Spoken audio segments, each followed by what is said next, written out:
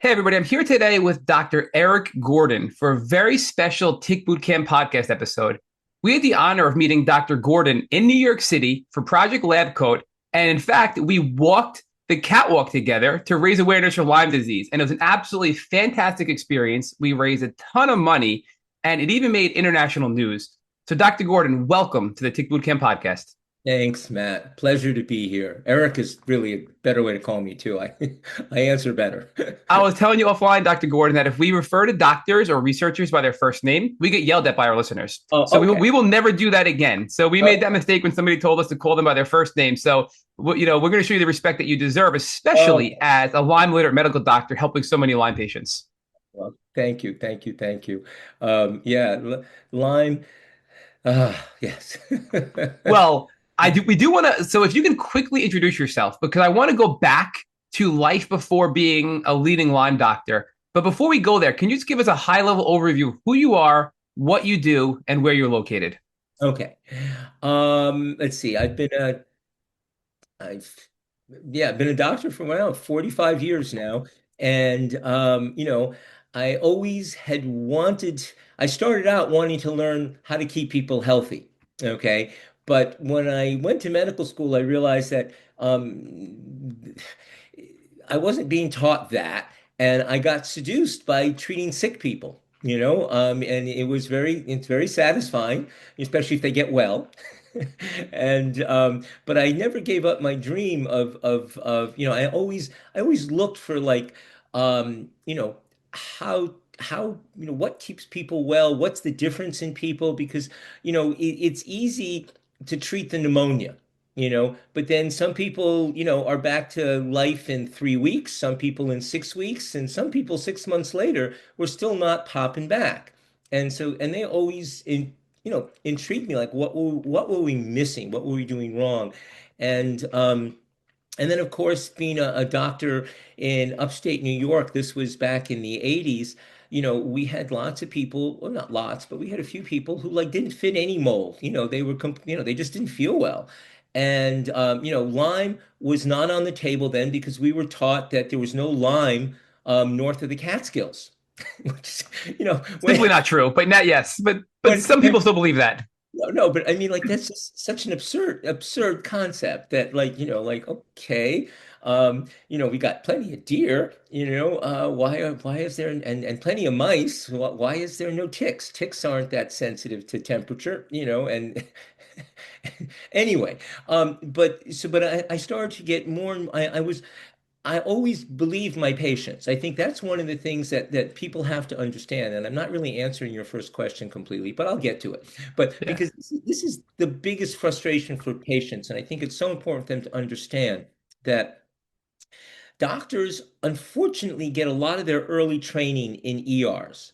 And especially if you're in a large city where in that population, there are a lot of very sick people, a lot of people with trauma, with injuries, and there are a lot of people who, because of our economic system, are just, trying to get by and need an excuse for work or, are drug seeking, all these things. And so when you're a young physician, you're exposed to this, and a lot of these people are maybe not lying, but embellishing, and so you get taught by the we call the attendings, the senior doctors, to like, be wary of this, so you learn to become a detective and you learn to kind of mistrust, which is a terrible thing because when you get into practice and you see, everyday folks in your office, it's unusual to find people who lie to you. I mean, there still are people who maybe were drug seekers or, they're trying to game the system. But, just like life, the vast majority of people are honest, good folks who are coming to have for help. But that way of interrogating and the way of looking, and in the ER, you're looking for clear-cut disease. And especially now, if you go into an ER, the young docs, I mean, they're brilliant if you're bleeding out, or you have a heart attack or a stroke. But if you don't feel well, they don't really have time for you because you don't fit any of their algorithms. You don't fit. And so that's where people and where patients get so frustrated because they're not listened to and they're not believed. And especially if you have something in that world of, unfortunately, of like Lyme disease, or any of the tick-borne infections or chronic fatigue, long COVID, you have multiple complaints that don't um, and that don't fit the algorithm for disease. Okay, because you complain that you're fatigued, but your blood count is normal, your thyroid function is normal. So, what's your problem? You're just depressed. And that's what people go through. So I always believe patients, and that got me to listen to them and listen to their stories. And because I had always been interested in health, typical, in the 70s, late 60s, early 70s, I was, working in health food stores and, thinking I was going to find the right diet for people. Another big hole, unanswerable thing, because I mean, there are right diets, but they depend on your background and your biochemistry. Um, so, I kept did regular medicine. And about 1992, I studied osteopathy for a year, and then I went off on my own to just treat people who had complaints that didn't make sense. But I still wasn't treating Lyme, okay? So Because real quick, Dr. Gordon. So you always had an interest in medicine. It sounds oh, like you were working in the medical space, right? hmm. And diet supplements, and then you went to school to become a doctor. Quickly became a doctor, and then branched off to open up your own Yeah, clinic. Is I that guess is that you say true? quickly, because for the first 10, 12 years, I went down the rabbit hole of like being like, the internal medicine world, even though I worked as a family practitioner, but I worked in internal medicine in a small hospital where we did all the stuff. So I fell into that world of disease and how f fulfilling it is to treat acute disease. Right. Okay, because acute disease you treat and people get better, and it's really very satisfying. But then I said, when you start listening to people who are the ones who don't get better, it's less satisfying because as a conventional doctor, all you have is try a different drug, which drugs are band-aids. Drugs are things that really are wonderful, but they fulfill a very short-term process. They like cover a symptom, they give your body chance to recover. Okay, they stop a they often interfere with a pathway that is not knowing how to turn itself off. So you're like quieting down inflammation, you're lowering blood pressure, you're lowering blood sugar, you're doing all those good things, but they're not good things chronically. They're good things in the moment, but then you have to go back and say, what's wrong with the physiology? And that is where medicine has fallen down. It hasn't really been able to use its brain power. It's still, we've fallen in love with our weapons, so to speak. We have pharmaceuticals, and they're very good at suppressing symptoms. And that's where we stay today. All the autoimmune diseases, we've got a ton of biologics that interfere with pieces of the inflammatory process that will restore patients, well, they'll get rid of symptoms, but they're not dealing with what's underneath. So then when you start dealing with, and looking for chronic infections, because we are really good at acute infections, but the idea that people had these infections that were low grade and persisted, we knew about tuberculosis and leprosy and Yeah. a few other chronic illnesses, but we acted like those were special and almost exceptions. What we thought about was like, acute pneumonias or acute gallbladder infections or stomach infections or intestinal infections that you treat and then they go away within a few weeks. And the idea that you can have bugs that persist for years and live in the body is not something that doctors like to think about. It's just a matter of thought process. Dr. So, Gordon, real quick, I want to question you on one thing you just said, because I couldn't agree more that acute medicine is different than chronic care, right? And chronic illnesses like persistent infections. But you said something really powerful, and I like the way you said it. You said that drugs give the body a chance to recover, right? And we've had a lot of doctors on this podcast and a lot of researchers and a lot of patients with very strong opinions on two sides of this argument. The first side of the argument is you shouldn't be taking drugs. chronic Lyme is a chronic illness. You should be getting to the root and rebuilding the body, restoring the immune system, removing the mold, removing all the various opportunistic viruses, and that should be a natural approach. And others say, hey, look, I wouldn't have been able to do that if it weren't for the drugs that helped me suppress my symptoms while I was addressing the root cause as well. Where do you fall on that spectrum? Because there are two sides to that and very strong opinionated sides as far as where drugs play a role, if any, in the chronic Lyme space. And again, it just depends on the patient because I do both. I mean, my practice, there's two MDs and I think what are they, five naturopaths. Okay. And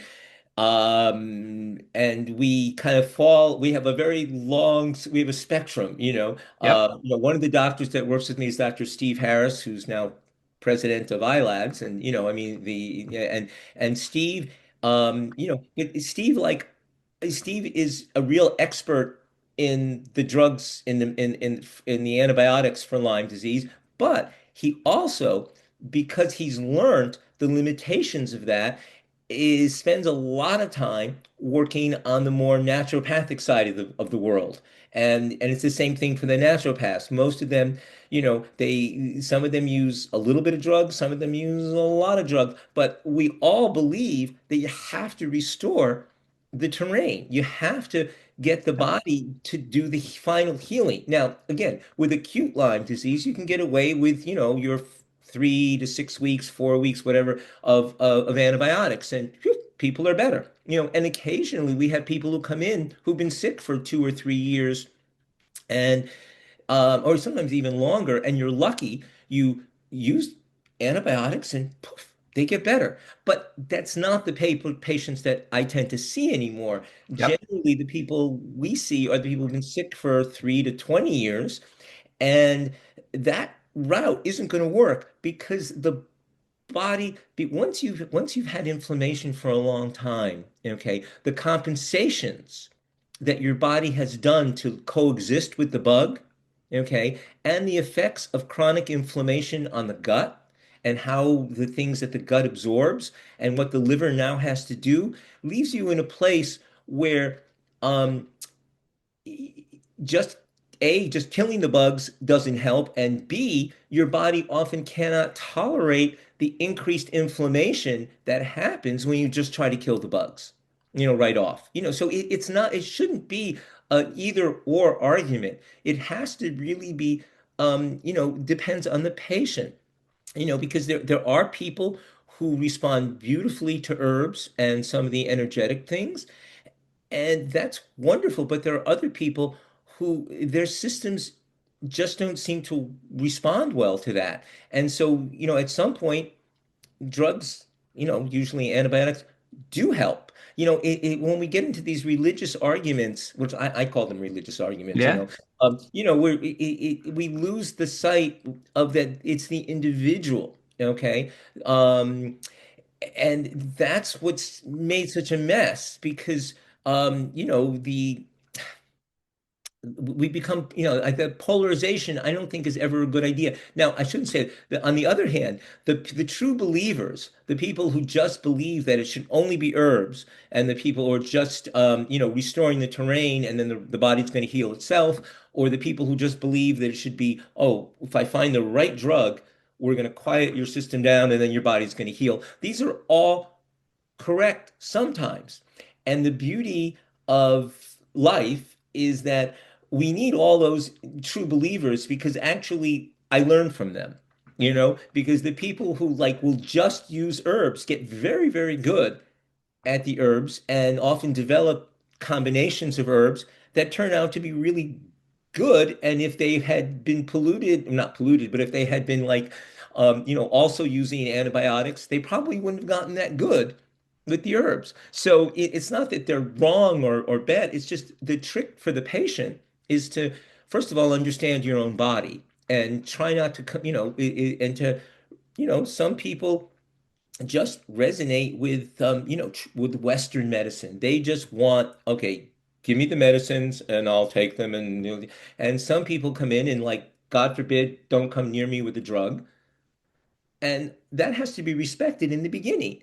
But then you'll find, if a patient is willing to sometimes you know, I will always want people to hold on to their own intuition.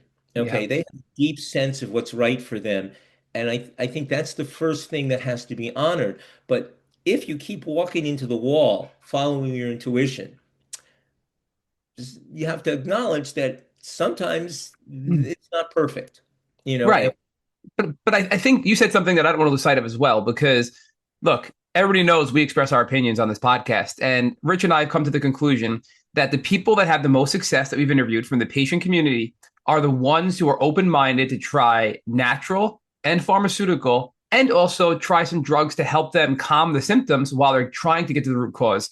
Because some of these symptoms are so inflammatory, are so, nervous system dysregulating. And if you don't have a clear mind, you can't make sound decisions and it's going to inhibit your healing. So you have to balance, the symptom relief of the drug, but also the negative effect of not getting that symptom relief to the patient's mental health and nervous system health, right? And there's a balance there. So I think, we've always come to the conclusion that it really is sometimes going to be personalized. Maybe I'll react better to herbs, you'll react better to pharmaceuticals, and maybe sometimes it's a hybrid somewhere in the middle.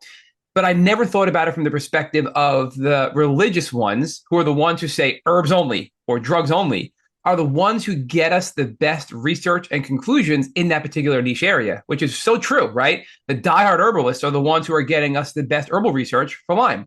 The diehard drug advocates are the ones getting us the best drug treatments for Lyme. And we see that with all these research studies coming out of the past couple of years, right? All these new drugs that are candidates to treat Lyme that are reusing existing antibiotics, right? Wouldn't have happened if it weren't for the diehard drug, advocates. So I think that's a really valid point. But I think we have to be open-minded to that, but also understand that if we're going down a path and we're set on herbs, we're not getting where we need to be, we have to be open-minded to pivot. Otherwise, we're going to inhibit our own healing. And I think that's the message I've heard from you, which I couldn't agree more with. and the thing you have to remember is that, in this day and age when, because there's always been, people, I mean, mast cell is a big thing these days. And to me, it's not always mast cell, it's just your immune system. Mast cells are the noisiest part, maybe, and the one that's, we're talking about. But it's the body's, persistent inflammatory state. And when some people are in that place, you know, herbs don't work because herbs, by their very nature, are stimulate herbs depend on your body's ability to get information and react to it. Okay. And if you cannot, and so many herbs are actually pro-inflammatory. Okay. And if your body's not, I mean, that's basically how they work. They kind of stimulate your nucleus, to produce anti-inflammatory things, but they do that by giving you little bits of inflammatory information, okay, in small amounts. Um, and if you can't put out the fire even a little bit, they don't work. I mean, it's I go my classic story of this is 20 something years ago. That's how I first really started working with Dr. Harris with Steve. Um, was I had a patient who reacted to everything, and I kept getting more and more subtle. I mean, more and more subtle. More, I mean, like less and less, smaller doses, and we were, homeopathic things, and they just blew her up. She just legs were swelled. This was long before we understood anything about mast cell. This is like in the early 2000s, and um, and and she went to see Dr. Harris, and he put her on five oral antibiotics at the same time, and she got better. Wow. And we see this is because when the immune system gets super sensitive, herbs are too inflammatory. They have too much information. They make too much noise. And that's where, the drugs for mast cell will work better for some. So, Again, Dr. Gordon, real quick, because we haven't really had this kind of a conversation with other doctors before, because we have these patients that come on this podcast and we hear these stories all the time on social media. I am so sensitive. I can't take one drop of, 200 drop dose of cryptolepis. I mm, can't take this one particular herb in isolation, and I flare up and my mind goes crazy and I'm inflamed and I'm in pain and I'm, all these crazy symptoms. Like I can't do anything to get better because I can't even tolerate a drop. I'm so sensitive. I'm so inflamed. I have all this MCAS going on. And what you're articulating is if that's happening and that's a pattern we're seeing with the patient population, then potentially we should shift from the herbal side, which is pro-inflammatory for these MCAS patients, and use pharmaceuticals, right? But can you tell us specifically what potential pharmaceuticals or drugs you'd recommend for this subset of the Lyme community that you're describing? When, if you're, we start obviously with the mast cell stabilizers, the chromalin, ketotifen, and try to work, or just, the Allegra, Zyrtec, Claritin, I mean, just Yeah, working through them. And, these people often need, unfortunately, to spend a little more money and get everything compounded because often it's the, as Dr. Afrin will tell the world, it's rarely, well, not, yeah, it's rarely the drug itself. It's usually what it's compound, what the so-called inner ingredients or the binders, the fillers that people are reacting to. yeah, Um, and so those folks, yeah, usually who are super sensitive to herbs, it's because they're not they're just lost the ability to modulate the immune response. So when their NF kappa beta gets stimulated, I mean it just makes explosions in the system. So that things like you just have to use the drugs to quiet the immune response. And then oh, here's the thing is, and then start looking at your nutrients, because this is something yeah, in working, the underlying nutrient imbalances have always intrigued me, and but we still don't have great ways of measuring them. We're getting better and better at it. Um, because what we measure in the blood, when we're just trying to measure nutrients, that's what's in the blood. It's often not what's in the tissue. So people can check and like they have plenty of magnesium, and manganese and molybdenum and all these trace minerals. But if you actually could check into the tissue itself, you find out that they're deficient. And when you don't have enough trace minerals, your B vitamins can't work. And if your B vitamins don't work, you don't make, you can't make people talk about NAD a lot, and how important that is for the energy and the energy production in your mitochondria. But well, if you don't have enough NAD, or if when you break down NAD, I mean, you can't replenish it, you just build up the NADH, you start getting to more and more pro-oxidant states, and that makes more inflammation. So in some of these people, it really goes back to trying to um, give them the right trace minerals and get them in the system. Because often when the gut's inflamed, we don't absorb trace minerals well. We have a mechanism that was see. Okay, let me just step back for a minute if people don't understand. yeah. Please do. Basically, your body, your immune system was designed or evolved in fighting acute infections. Okay, because that's what killed you. You know, 200, 10,000 years ago, the acute infection is what killed you. Most people did, if you, and so that's what your immune system, that's what we evolved to really defend against, 100,000, million, few million years ago is the acute infection. And so one of the things we did is we starved in that first week, you want to like starve the bugs of the nutrients that it needs. And a lot of them, like we know that Lyme needs molybdenum and most bugs need iron. So we have a chemical that our liver makes called hepcidin, which when we get inflamed goes up and turns off the mineral transporters in the gut. It doesn't shut them down completely, but it quiets them down so they don't absorb trace minerals very well. Now, for a week or 2 or 3 weeks, not a problem. But if this persists for a year, 2 years, 3 years, 5 years, 10 years, your system starts really being working not as well because when those trace minerals get low, like I said, almost, yeah, I think every one of your B vitamins requires a trace mineral to work with it in order to function, to make energy, because they're all part of the of how your body makes energy.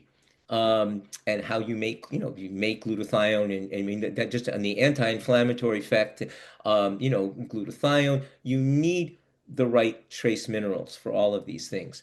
So, and that's something that is hard to measure cleanly. There's a few labs, but none of them are perfect. And so, Who are but the few good labs that you recommend, Dr. Gordon? well, in the past, we always use, SpectraCell or Cell Sciences does a pretty good job. The issue that we have is if your body's actually low in phosphorus, which is, phosphorus, which you make ATP with, those tests don't always give us a clear answer, just by the way they're done. And we're looking, I've been starting to use something called oligoscan, which I'm still looking into because I have to admit I'm still trying to understand the science behind it because it's totally different animal. It uses light spectrophotometry to measure the amount of trace minerals. And I'm not a physicist, so I've always been it always sounded a little magical to me how it works, but I'm working with several people who really, who understand the science and say that it's, pretty accurate for what's happening inside the cell. But this is something that's in process, so Hmm. I want people to keep exploring. It's not that I have the final answer on it, but and one of the people I'm working with is this fellow Joshua Leask, who is from Australia, and he's a actually was an engineer but very bright fellow who was in the biohacking space, but always had an interest in biochemistry. Um, and he had an episode of chronic fatigue when he was young and has always paid attention to that space. And he's developed some really interesting ways of looking at this aspect of what we need to get the basic mechanisms back. Okay. Because, if we're lucky, and you've been sick, I said only for a few years, even if you're depleted, the body is so amazing that it can still come back. But people who've been sick for a long time, the reason they're often overreacting to things is because their nervous system is in such an uproar. They tend to go from feeling foggy and tired to feeling anxious and wired, and they flip back and forth between those two states, rather quickly. And he in his worldview, and again, this is something I'm exploring, so I'm not.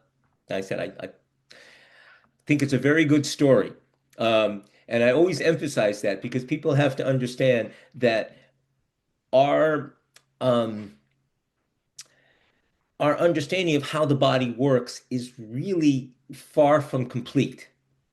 Okay. If it's we would yeah, we would think we would know a lot more, but we don't. And I think part of the problem is because we figured out how to save people from dying. You know, and and then we got really interested in viruses and genetics, and a lot of basic work in biochemistry kind of fell by the wayside. Biochemistry was the world of medicine in the 50s, 60s, and 70s. But even by the 70s, it was all viruses. We were going to understand viruses, we were going to understand the world. And then in the late 80s and 90s, genetics, the genes are going to give us the answer. And those of you who remember when the Genome Project was first finished, everybody thought, medicine was done. We were gonna get your genes, put them through the computer, and come out with what's wrong with you. You know, um, so what the point I'm trying to make is that our basic understanding of biochemistry is not complete by any stretch. So that's why when I'm talking about Joshua's uh, way of looking at the body, I think it's the most exciting one I've heard. It fits in with my patron saint of smart people is Dr. Robert Naviaux, who people he's wrote about the cell danger response, um, and he and Joshua's models actually overlap beautifully. They really fit. So I believe it, but I always want people to understand that these are stories. These are how we look at the body.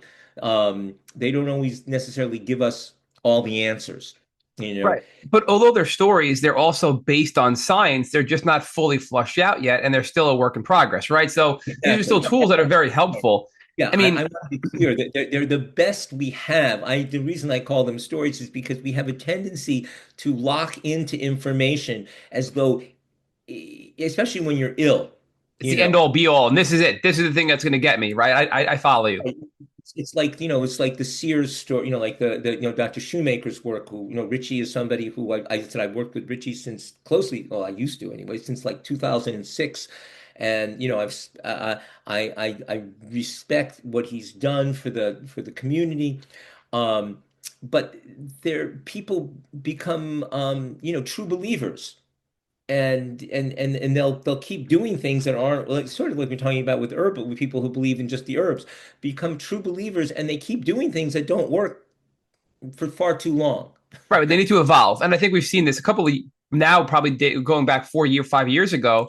The parasite cleanses were the thing everybody was doing, and then they weren't getting better, and they kept doing it, and some of them were getting sicker, and they kept doing it. And it's like, all right, that's a sign. You have to listen to your body. Just because that's the it thing in the chronic Lyme community doesn't mean it's the right thing for you, right? So I understand all that, but just to kind of summarize, all of these things regarding trace minerals and testing, and you mentioned some of the testing, and that all made sense. But these are foundational things that feed up to allowing the body to not be generating more inflammation than necessary, to not releasing more mast cells than necessary, to not overacting the immune system. But they're hard to measure, and that's a foundational thing. If we understand, we can take better measures at a lower level to support the body's imbalances to better allow our immune systems to do what they were designed to do, which is heal and remove pathogens from our body and have a homeostasis state. It's kind of what you were saying, I think, in a nutshell. Is that fair? Yeah, yeah, Okay. that's fair. But again, every step of the way, it can be more or less complicated, depending on the individual, you Right.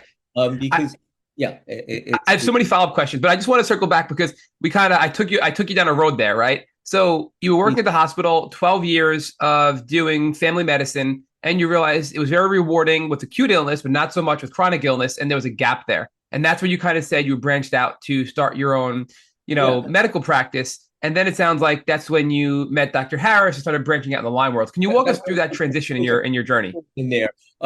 Yeah, no, I started doing, I just, treating chronic fatigue, and in those days, I had been following Jeff. I had, spent time with Jeff Bland in the 80s, and Leo Galland and a whole bunch of other, really smart people, who the Ken and Steve Bach. I mean, they were all working in upstate New York, or, kind of around that area. And, we'd have meetings, and I was learning, but they seemed kind of magical. But anyways, but in 92, I went off on my own. I started doing that. And I did a year of osteopathy because I'd always noticed that, people got better with chiropractic. And, even though we were taught that's bad stuff, but it's because function, the structure, I'm gonna take another little Please left do. Yeah. second. Okay. Because that's my other, I think, most frustrating thing for me, is to get people to understand how important their body structure is to their, getting better. Okay. Because once you have an injury, doesn't matter if it was, you hurt your arm, you hurt your knee, you hurt your ankle, you heal. But lots of times you don't heal completely, but it doesn't matter. You're 99%, you're good. But that area often has a little reduced blood flow. The lymphatics aren't draining as well. But you go on, and you can live to 100 like that without a problem. But when you get a chronic inflammatory infectious disease, doesn't have to be infectious, but a chronic inflammation, because maybe it's just toxic load, um, then, those areas get there's your body starts storing more and more junk in those areas of low circulation. Okay, and you're not getting it out. Okay, and many times, we'll have, your back is stiff. Well, especially in our modern culture, where people Yeah. don't move enough. We spend too much time in front of a computer, especially too much time leaning forward in front of the computer, with your head 6 inches in front of your Are neck, in you front of calling me out? Are you personally calling me out? Not Dr. Gordon. I see what you're no, doing. no, no, no. I mean, we all suffer from this, like, trying to keep your ears above your shoulder, instead of, like, anyway. But all of this puts stress on the connective tissue. Okay, and then these muscles in your neck get tight. Well, you get brain fog. Well, you're not draining your brain. We now talk about the lymphatics, but long before we knew about the lymphatics, we just knew that the lymph drainage from your neck and your head isn't good when these muscles are tight because lymph and especially the lymphatics are low pressure systems. So, your blood vessels, your arteries have a lot of pressure behind them. Your veins have a moderate amount of pressure. So with that, even if there's a lot of tension in the muscles, the blood tends to get in and out fairly well. But the lymphatics are a very low pressure system. So even a little increase in pressure, well, they don't drain well. And if they're not draining, then the garbage that's supposed to be removed from the tissues backs up and stays there. And you start making, and once you start getting inflammation going up in your body, well, those areas are places that will trigger local inflammation. And that causes more swelling and less drainage. So if we can, to getting people to realize that, a good, cranial osteopath or this now, much to the chagrin of the cranial of the doctors of osteopathy, there are many people who have other degrees who have studied osteopathy, and some of them are quite talented. So I no longer pardon me, osteopaths, but there are many people who have excellent hands, and there are so many different schools and ways of working with the body that can begin to improve the drainage. Because when that's better, there's less inflammation. And again, then there's less noise in the body. And so it's so important to take care of that. So, anyway, so I did a year studying at the osteopathic school on Long Island. Um, On Long Island? Where on yeah. Long Island? Well, I was living in upstate New York then, so I would just Oh. take the train down to the city and go out to the island, and I spent 2 days a week there for a year, Where and was it on Long Island? Do you recall what city it was in? it's in what Glen Cove, the New York Glencoe. College of Osteopathic Medicine. It's in I forget this, anyways, but right over Yeah, there. small world. And anyway, I never became the world's best, but I was good enough that I could help people. But now I tend to I send people to people who have better hands than I do because one of the things you'll notice, and especially if you're ill, that if you get work done on your body by somebody who is not used to working on sensitive people, you will flare. But don't run away from the treatment. It just means you need less because if you suddenly open up the tissue and you dump a bunch of not toxins, just Yep. inflammatory chemicals, and your liver already is overwhelmed by the inflammation that it has to deal with from your gut, you're going to feel crappy. You're going to have an inflammatory flare. Your post-exertional malaise is going to go through the roof. Whatever pain you have, your brain fog is going to get worse, and you're going to go, "Oh, that's terrible. That's a horrible treatment." No, it was just too much for you at that moment. So you need to find someone who has a better appreciation of of people who are chronically ill because most people who work with these tools are working on athletes or weekend athletes or and who when you open things up they might get a little headache but the next day they feel wonderful. Unfortunately, when we open up in somebody who's been ill for a few years, they might feel sick for a week. So you just have to, it's not that, don't throw away the baby with the bathwater. I mean, just know that you have to use these tools in a more subtle way, but they will open your body up and let you heal easier. Again, the beauty of I keep coming back to the body is that you don't have to do anything perfectly. Okay. It's just like mood. Yes, yes. If you're someone who's optimistic and is full of love for the world, you tend to heal easier.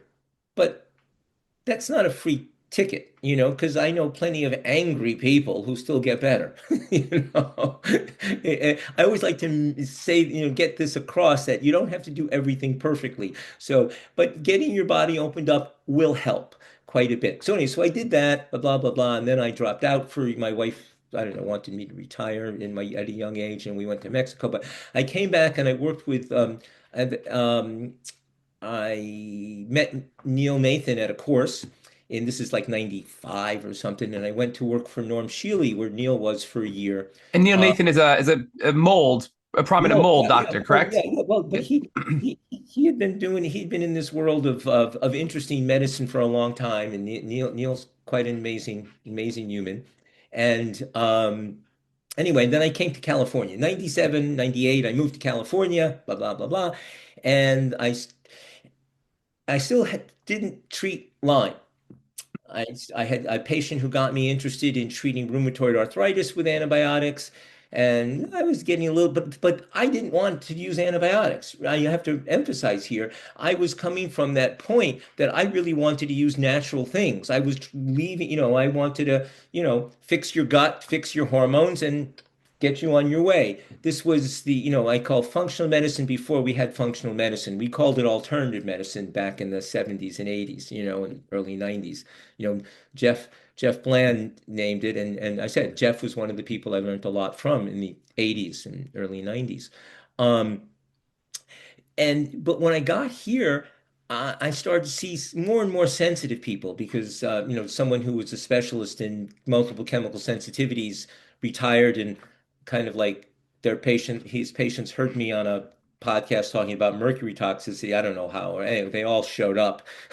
And I had to go down the rabbit hole of people who couldn't take anything. And then to fill it up in 2001, Wayne Anderson. I don't know, Wayne's just retired, but Wayne was a naturopath who had studied with Dr. Burskano in the late 80s and early 90s because Wayne was working in what's called Occidental, which is a place in the Russian River in Marin County, no, in Sonoma County. Anyway, full of deer, full of Lyme, in a time when everybody insisted there was no Lyme in California. So he was Okay. working with Buroscano out of Long Island because Yeah, he's a local Long Islander, Buroscano. yeah, but Yeah. Joe, Dr. Burskano was a man who's always dedicated himself to helping other doctors. Okay. Yep. And he was amazing. I mean, Wayne was on the phone with him. He said in the early 90s all the time, and like treating patients with Lyme because there's a lot of chronic Lyme. And it was untreated because we were told, I mean, in California, there was no Lyme disease, officially, And so Wayne joined my practice in 2001, and it just opened my eyes because I had all these patients. I had Dr. Norm Shealy, who I'd worked with in the mid 90s, was a neurosurgeon, and he specialized in chronic pain. And so I was doing a lot of chronic pain work at that time, and I had a bunch of patients who made no sense for the academic world of chronic pain because their pains moved around. Okay. And they had all this burning pain that, neuropathic stuff that, again, nobody made in the early 2000s, late 90s. It was just like, what? Crazy stuff. Well, some of Wayne's patients looked like my chronic pain patients, and I started to realize all these people with the very odd presentations of chronic pain had tick-borne disease. And that's when I went down the rabbit hole completely. And we started off, and of course, we did a lot of in those days, we did a lot of IV antibiotics, but in those first few years, we've realized that, it worked for a good percentage of people. It was great, but we had a lot of people who we were getting sicker, not better. They would be on, IV Rocephin and months and months and months, and they were getting sicker and sicker and sicker. And so, and we had always talked about Wayne being a naturopath about detox, but we were seduced by the antibiotics for a few years. And then we started working with detox. And, Byron, we had a very interesting office. Byron White, who just passed away, Yeah. unfortunately. Um, Byron developed, well, he came with his Babesia and Bartonella, but he developed a lot of his other formulas in our office. He worked, he sometimes much didn't see patients in our office, but we gave him a room for his lab. He and Wayne worked very closely together. He and Dr. Anderson worked very closely, and developed a lot of the formulas over the years because Wayne would test them and they go back and forth. And so we got more subtle. We started using a lot more herbs, and And then we started using everything. And at the same time, I met Richie Shoemaker. Again, I met from a patient. Patients teach us most of the things. I had a Yeah. patient read Richie's book, and I read it, and we met at a meeting. And when we had him up here, we did a 3-day Shoemaker for Dummies course back in 2000, and I don't know, 10 or 14 or something. Anyway, so we had a lot of fun, and we've learned a lot over the years. And no matter how much I learn, I still don't get everybody better. I mean, that's the problem. What people have to understand. This is a disease of the individual. Okay. So and what's frustrating is that you can do what works beautifully for one person doesn't do anything for the other because we keep needing to get to the individual level. And what's exciting, I mean, so exciting to me is that in the last years, 4, 5, 6 years, the testing has gotten better and better. Not just the testing for looking for the bugs, but the idea of looking at the genetics, the proteomics.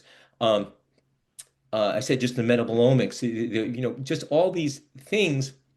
We're getting more and more information now. And just the same thing with the stool test. We went from like, in the 90s, we were looking at 4 bugs in the stool test, and now you got 400. Um, so it's a lot of information, and that's our problem right now, is we have to make sense of all this information. And it's a lot, and I can't. I mean, I'm using lots of people as consultants now, people who like know more about one little piece than I do because it's just grown so much.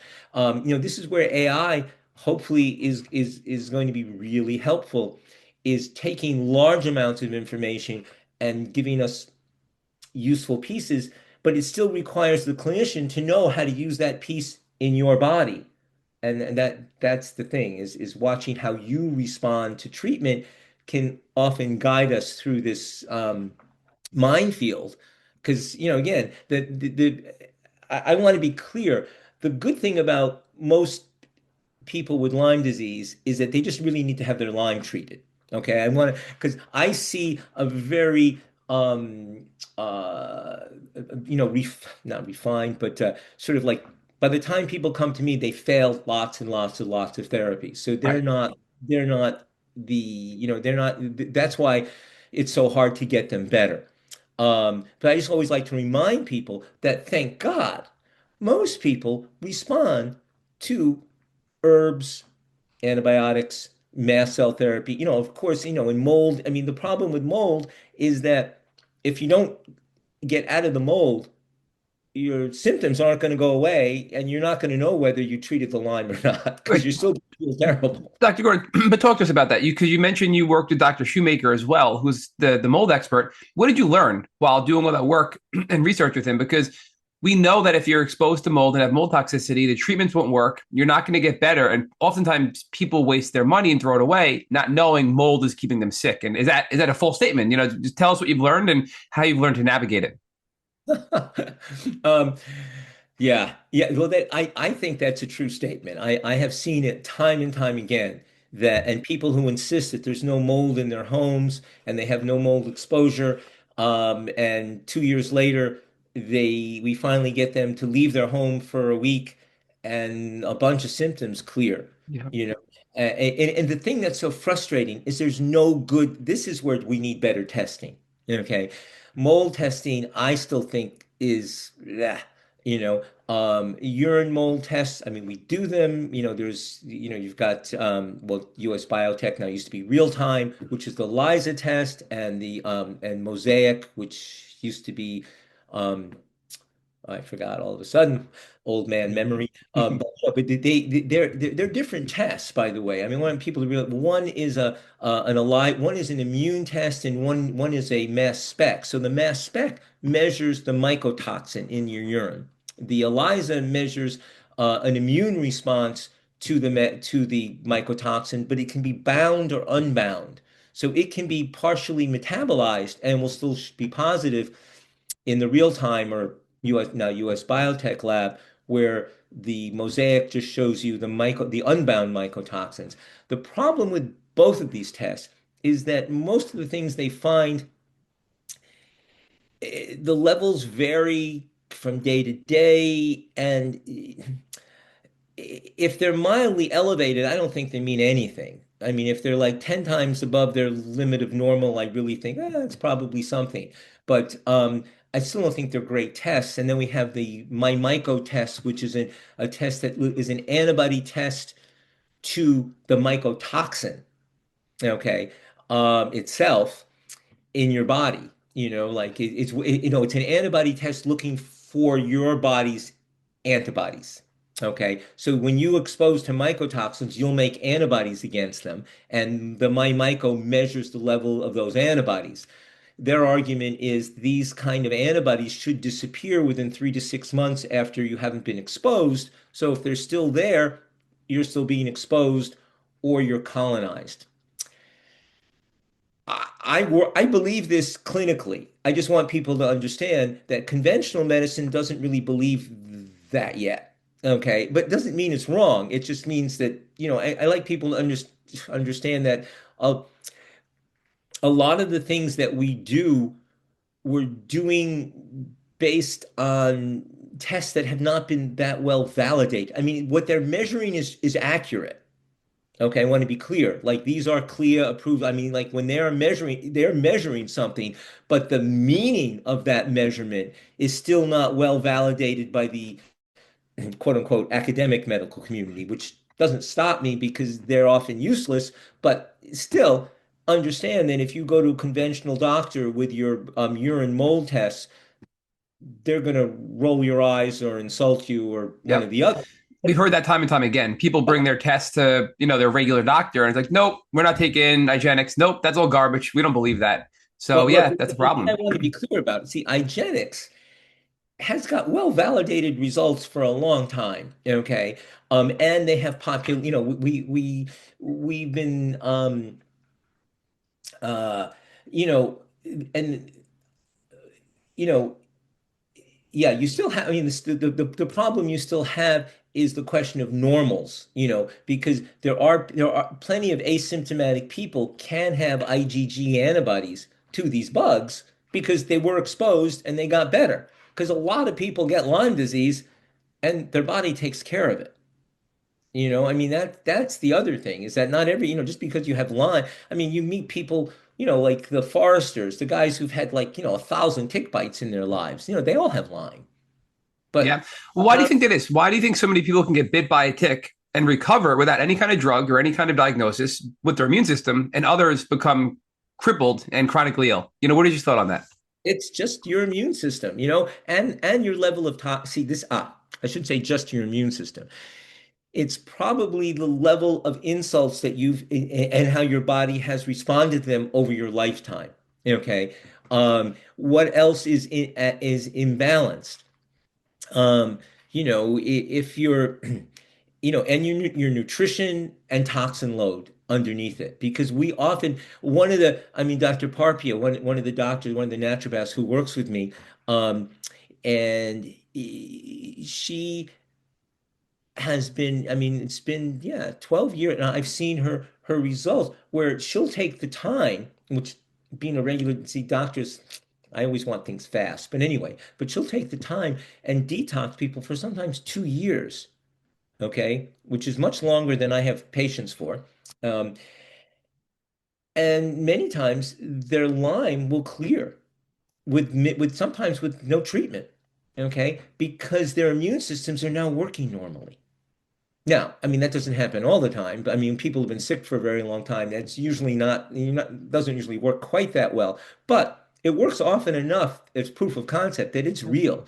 You lower your toxin load, okay? You get the heavy metals out, and this day and age, just the garbage that we have in our systems. I mean, who knows with the microplastics and nanoplastics, but I Hmm. mean, just and the thing is, to be fair, it helps to have a good diet, but we treat a lot of people who eat very cleanly. I mean, we're located in Marin County, which is like is uh strange place. But I mean, we have several supermarkets that are all organic, I mean, like, way past Whole Foods garbage, I mean, like, and people, I mean, you can get organic food in lots of restaurants here, I mean, it's a clean living place, okay? Still plenty of toxic people. So it's the environment. It's so, I mean, that's the thing. Just breathing in is a problem. But even the environment, we've seen people be exposed, right? Families, spouses, to the same toxins. And one person is crippled and one person is not. And when we look at the bodies and we go through these tests, we're seeing that, the wife may have detoxed and all the toxins are not in her body anymore, whereas the husband is chronically ill and is harboring all these toxins. So I do think it's something about our body's ability to identify and remove the toxins and all the chemicals in a healthier way than others. And some of us just do it better. And right, I think that's part of it. Oh no, I think it's a huge part of it. I mean, this is the thing is that, I mean, it's we're becoming more sensitive than we used to be, and I Yep. think the diet is a big part of that. But yeah, it's the total that your being, okay, everything about you, like I said, from your structure, from your belief system, from your diet, from and the immune system you came in with, I mean, like and what it saw growing up. I mean, how many infections did it see? Did it see the infections? I mean, one of the biggest problems we have is probably we see infections at the wrong time. Okay. Epstein-Barr virus, most of the world gets Epstein EBV in that first year of life. We don't get EBV in America often until we're like 18, 19, or 20. And that's when we hit, that's why so many people, the last thing they did that would ever had them 100% healthy was mono in college. I mean, they might recover, but they never go back 100%, a lot of Why is them. that though? Why in other nations and parts of the world are they getting it earlier and recovering, but in the West we're getting it later in life and not recovering? Your immune system learns. Okay. I mean, infections when you're young are how you learn.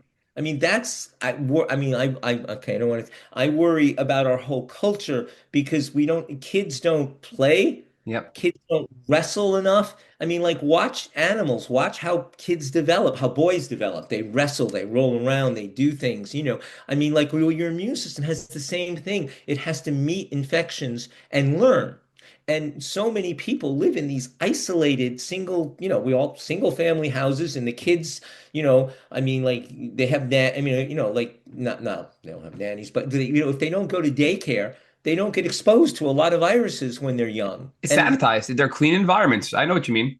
yeah, and this is I mean, this is not, this is maybe fairly well defined because I mean, there've been a few natural experiments and a few times where there was a place in Finland that noticed that all the kids across the border in Russia didn't have any allergies and all their kids had allergies. And all they did was let them play in real sandboxes in the school and the allergy rates went way down, because Yeah. before they had all disinfected, but they had the kids play in real dirt and lo and behold, less allergies. It's that simple. We need exposure to all these things at the right times in life to develop a really healthy immune system. But And isn't it deeper than that, right? Because we've heard people say that antibiotic overuse by us and also our ancestors, our gut microbiome is far less diverse because of antibiotic use. And over time, when we inherit our microbiome from, our parents and our mother at birth, we're inheriting much less diverse microbiome. So when you look at somebody from 80 years ago compared to today, and if you were to compare their gut microbiome, they're drastically different because of the Western world, including antibiotic overuse, including the sterilization of our homes and our workplaces, right? But do you think it's that the last 100 years, including drug overuse, is contributing to this in addition to just the sanitized world? oh yeah, yeah. Well, I mean, more importantly, in our use of antibiotics, because that's a big it's the use of antibiotics in the animals that are the problem.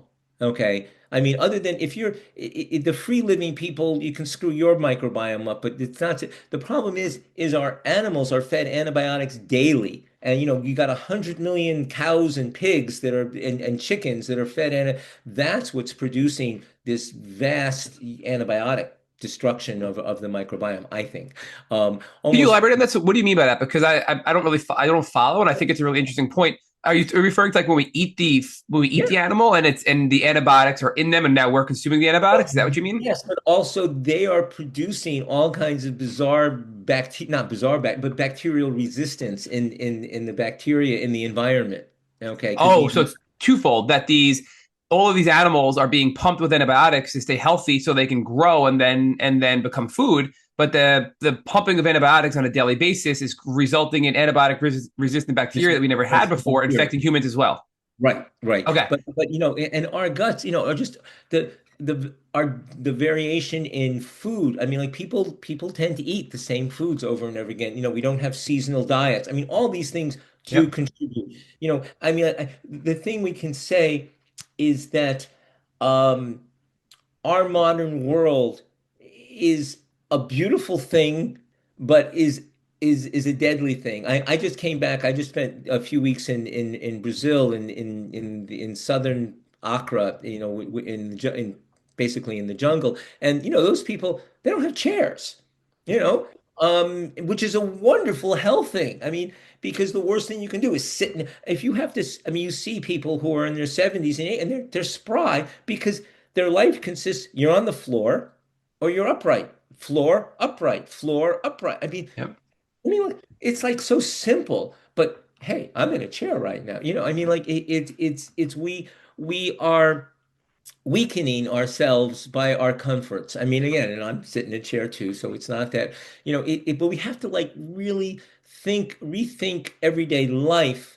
And we can, I mean, little things that are coming, like people with the zero balance shoes, so instead of having these big heels, which prevent the pumping mechanism of the arch, I mean, like there's so many ways that we are, destabilizing our bodies. The beautiful, I mean, the body is such a wonderful, complex system that it's able to keep compensating. But one of the lines I like is that people talk about root causes. Well, it's not so much a cause; it's the root compensation. How your body has adapted to a abnormal to an unnatural situation. Okay, and there we have the fact that we walk in these shoes with like tons of padding, and so we never our arches don't really we don't pump. I mean, that's the beginning of pumping your lymph is that foot flattening Yeah. and arching and flattening and arching. But let me ask you a question. Do you think there is a root cause to chronic illness or chronic Lyme disease in patients? Because everything you're saying is it's all of the imbalances, it's all of the Yeah, compensation. yeah, Like you there's said, no, hey, if you had a healthy immune system, if your diet was healthier, hey, if you'd have the mold exposure, maybe your body could have handled Lyme. So is Lyme or the bacteria that causes Lyme disease or the tick bite really the root cause? Or is it all of the insults, all of the things that resulted you becoming chronically ill? Whereas if you didn't have maybe four of them, your body could have handled it, right? What is your view on that? oh, totally. Well, you see, this is the American viewpoint. I mean, it was based on bullets. Okay, Yeah. if you have a bullet wound, that was the cause. But if you had, but you did there's there are very few bugs that you can be exposed to that your body can't handle. Okay, if it's healthy. Okay, I mean, even cholera. Lots of people survive cholera. I mean, it doesn't matter what the disease is. Bubonic plague. It killed hundreds of thousands, but some people lived. I mean, so the body can handle these when it's working optimally, and that's the problem. Is it's different people have different issues that weaken them the most. Okay. For some people, it is the diet. For other people, it can be their emotional, their early childhood trauma. I mean, for some people, it could be EMFs. It depends what your body is most sensitive to. That's what makes this so hard because it's your system, and Right, what but all of this knowledge and somebody with your specialty can help weed out each of these things, right? And you're very humble, Dr. Gordon, where you're like, hey, look, I don't know everything, but you know a lot. And you're going through all these things. And if you have this list of things that it could be and you're testing, some of it's going to be you feel your way through. Let's try this. That didn't work. So it's probably not that, right? You can kind of go through the list and eventually get somebody into a better place. And I get it's not a perfect science, and I get it's not always going to be perfect and it could be messy, but you have to be creative and you have to think outside the box because the chronic illness community has been failed by so many people it's never going to be black and white, cut and dry, right? So I think that's something we have to recognize. But Yeah, I'm just saying, and that's yeah, why we need better tests because right now this is a disease for rich people. yeah, Okay, because these tests are expensive. The treatments go from moderate to very expensive, and it's like, and we don't know, and we're still playing pin the tail on the donkey, you know? right, And right, so what we need is, and we're getting to, I have this prayer that maybe, and I really think it's close, 1, 2 years, 3 years, depending how much money, as as we're being able to combine really advanced testing, AI, and clinical observation, because AI by itself gives you garbage for really complex people, but it can sift through a tremendous amount of information. Like I said, you give me like these new stool tests with, 100, 400 bugs. Well, a handful of people who really that's all they do can help you a lot. But if you're going to the average doctor, it's like, so that's where we need the AI to really help us. But again, the problem with the stool test is that the information feeding into the AI still kind of, well, sucks.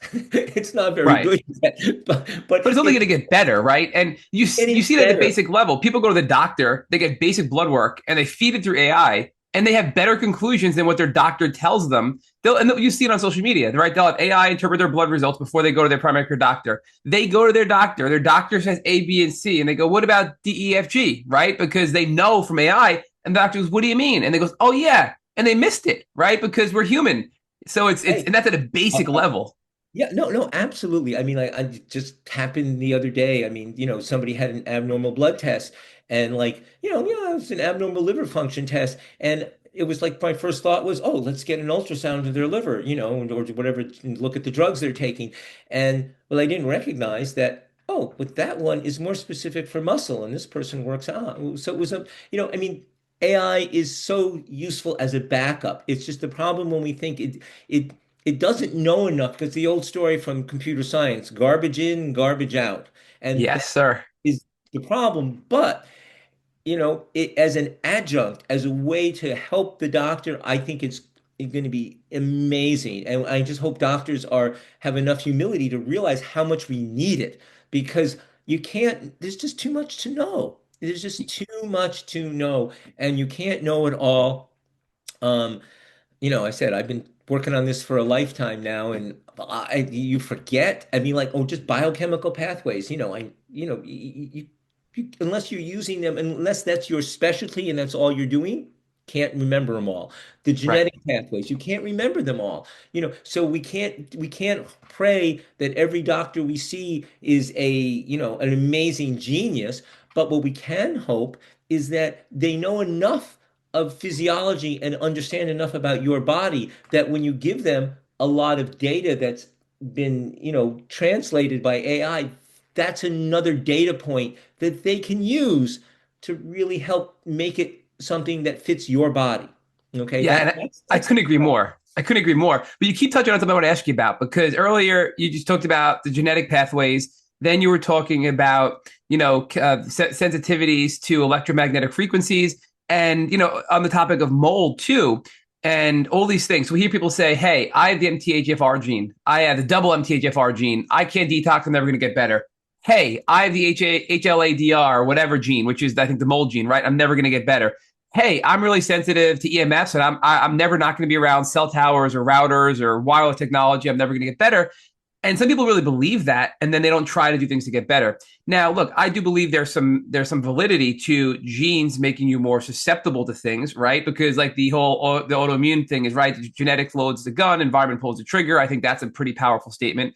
But the question is, what are your thoughts? Because our genes can be changed; they can be activated and deactivated, right? So we see that. But what is your thought on genetics when it comes to chronic illness, chronic Lyme? Which really chronic Lyme is not just Lyme disease; it's everything. If you're chronically ill for a wide variety of reasons, like we said, it's not just one root cause; it's many root causes, right? So, can you talk about genetics a little bit? Genetics are not destiny. Okay. It's that simple. I mean, genetics are possibility. Okay, you can have, MTHFR. I mean, so many. I mean, put it like this. I mean, like just I forget what Richie's things these days. I don't bother with it anymore. But HLA, I'm not the dreaded genotype, but I'm right below it, the 11 da da da da. You know, and I had Bartonella 15 years ago. I still have a positive fish. I'm going to be 75 and I'm fine. Okay. I mean, like these things are put there. You have a positive Bart fish, right? Is that what you Yeah. just said? So I still have Bartonella, which I need to treat again. I had But to, you're healthy and you're yeah, non-symptomatic. I'm totally asymptomatic. I think, maybe my brain No, you clearly are. You are a brilliant is, man. So, is, but is, it's proof positive that just because you have a positive infection doesn't mean that your body can't even manage it, right? So, not that you shouldn't do more, maybe to, knowledge is power to make sure it doesn't eventually make you sick. no, But no, that's a no. powerful statement. So, I don't want to lose sight of that. No, no, I just want to be clear. It's something I need to treat. It's just that I'm a like many men, I'm a terrible patient. I always say women are, I mean, so much better patients. Men are just impossible. They don't do anything. You tell them. My Truth. uh, so, but that's just the proof is that no one test is your destiny. Okay. There are people who, there are very few single gene abnormalities or SNPs that create disease 100% of the time. Right. And even when they're there, the penetrance is different. What it looks like is different. What does that mean? The penetrance is different. Can you I explain mean, that? just like how it affects your body. Hmm.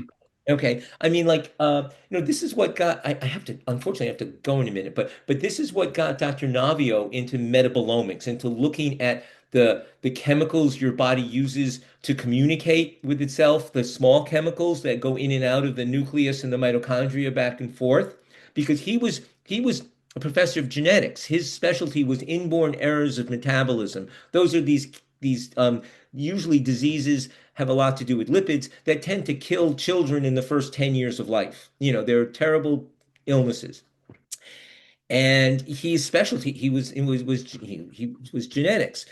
But he saw so many kids who had the same genes, but one died at 2 and one died at 8. I mean, like, and so it's not just, Genetics are not your destiny. I love that. I mean, you can see it with people with sickle cell. I mean, like, there are 20% of people with sickle cell who have terrible symptoms. 80%, don't do so bad. I mean, it's the same gene defect, but it's how your body is compensating. So, I mean, like a lot of people come to me with they're null for I forget, one of the glutathione S transferases, and like, oh my God, I can't detox. I'm good. No, Hmm. you've got backup systems. You've got, it's not that it might not be a problem for you, but it's not your destiny. And I have a patient I just spoke to yesterday who I've tried for 8 years quietly to try to explain this to her, but she's just hooked. This is not going to change, and it's always, it's not going to change, but it's not your problem.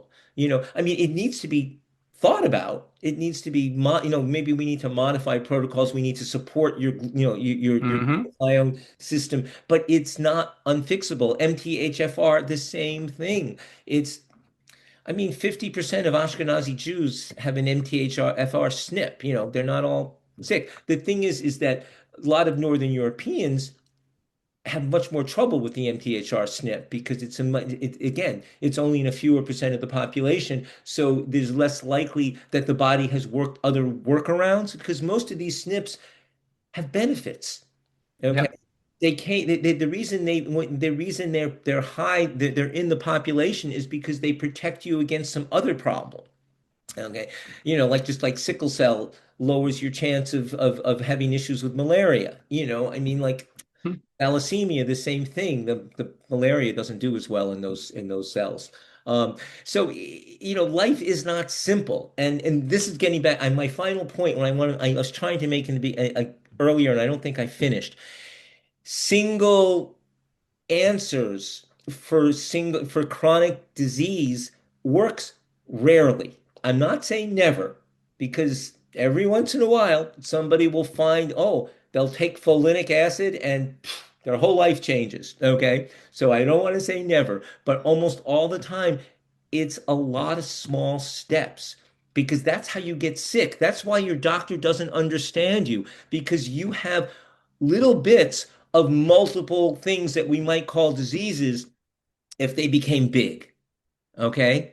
And that's why doctors don't recognize you because they look at you and you got, but if they really went through your biochemistry, they would find that you've got a little well, you've got a moderate amount of inflammation in your gut probably, and and your liver doesn't detox this thing well, and your kidneys maybe have trouble holding, like maybe your aldosterone isn't working well, one of the hormones that help control how you hold on to sodium and volume in your body, but none of them result into something. The levels never get to the, oh, this is a disease, because you need often things to be 10 times the upper limit of normal to really get a disease.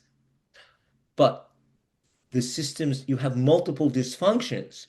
And if you've got multiple things that aren't working well, there can be multiplicative sometimes. Okay. And that's a different way of thinking about the body. And that's how we have to get there if we're really going to help chronically ill people. We have to like get away from like, I'm looking for the one thing that's wrong with you. And everybody wants that. And I don't blame them. Yeah, because That's, people are desperate and they're suffering and they're miserable, but they and need to that's, know the truth. The truth is you can get better and there is yes, hope, but it's there is. not going to be one thing. And we have to take steps forward and work with a trained professional like yourself because, Rich and I come to the conclusion you can't do it on your own. Everybody says be your own doctor. And we think that's a little harmful because we are not trained specialists. And when we're sick, we certainly don't have the right mindset or the right ability to do that. And frankly, even a healthy person shouldn't. So we need to find the right partner like yourself, right? And there's somebody like yourself and have the right mindset to approach. Now, I do know that we have a time crunch here, but I have two final questions that are quick questions for you, Dr. Gordon. The first one is, we barely scratched the surface. I would absolutely love to have you back for a follow-up. And Rich couldn't make it tonight because he got stuck at work, but we'd love to have you for a part two at some point in the new year. So that's my first question. And my second Oh, question is, how can people contact you and look to work with you if they resonated with this episode? well, we have a website, gordonmedical.com, named after me. Yes. Little, and there's a little button somewhere that says become a new patient. And, Yep. you hit that. And we have two wonderful people, three wonderful people who will like answer your questions, let you know what you're in for, so no surprises, and just yeah, because we like people to know what's needed and what we expect. And what you said, people, I like patients who want to, be their own doctor up to a point, because your exploration, your intuition can often help, sift through this like multiple, oh, it could be a lot of different things. Well, obviously we want to narrow it down as quickly as we can to the few that look like are on top. And and often that's what you have to do is, you got to deal with the mold. You got to deal with sometimes the mast cell before the mold because but I mean mold, getting out of mold is just critical. I mean, Yep. I cannot tell you. It took me. I used to. I was not a early mold person because like many people, I'm not sensitive to mold, and that's the problem is that you have, families, only one person is sensitive to the mold. The rest of them go, oh, what's the big deal? Well, but it is devastating to the person who's sensitive. And again, in my little belief is that it took an earlier infection to upset your immune system because mold is so ubiquitous in our environment. We shouldn't be, I don't want to use the word shouldn't, but we shouldn't be sensitive to it. And usually we are because usually Lyme has changed your immune system because that's the thing. These chronic bugs change your immune system in order to make a better environment for them to live in. So you get into trouble. Anyway, it is so much fun to talk to you, Matt. Yes. I mean, it's because I want people to understand the thought process and Yeah. just get that you can get well, but it's if you're lucky, you're going to have the same kind of problem as the last 20 patients the doctor saw. But if you've been sick for a long time, there's a good chance it's not going to work out so nicely.